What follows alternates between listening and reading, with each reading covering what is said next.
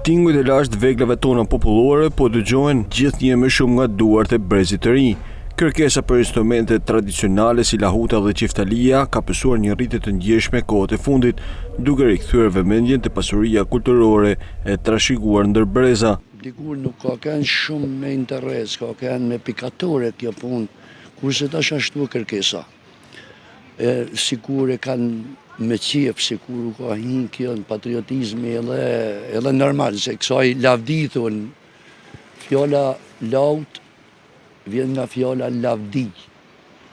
Edhe në nes ka hinë lahuta. Mjeshtrit e punimit të instrumentave dhe rapsodët konfirmojnë se interesimi nuk kufizohet vetëm me grupet artistike apo koleksionistët, por të rinjt që duhet të mbajnë gjallë këtë traditë. Ai që ka lahutën e mëson.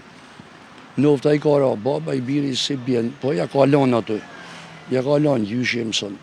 Po se pate se mësë kush, se lahuta në hanë e nën tokë, po se pate në shpi, nuk mësohet. Arsyet e këtij rikthimi lidhen sa me ruajtjen e identitetit kombëtar, aq edhe me tendencat e reja artistike, ndërsa kërkesë të lartë ka edhe nga të rinjt në emigrim që duan të lidhen me rrënjët e tyre. Ashtu kërkesa veglave, pse se tash e kaluame nga do probleme hallesh, jo veshet e jo mathet e gjona, sot vjen për shtetit, që do me qua nej?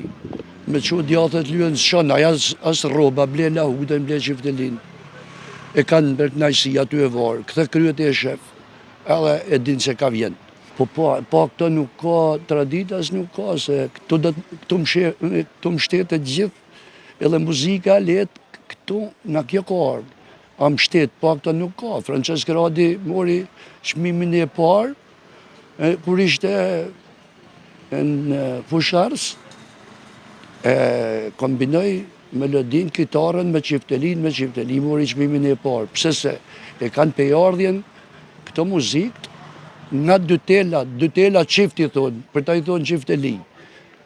Tingulli i telit është shumë i amel. Kur nezët valja rrugos, nezët gjithë salla, pse se ka një entuziazëm shumë më. Qiftelia dhe lahuta po tregojnë se nuk janë instrumenta muzikore muzeale, pas interesi i brezit të rinj provon se trashëgimia shpirtërore shqiptare vazhdon të jetë gjallë.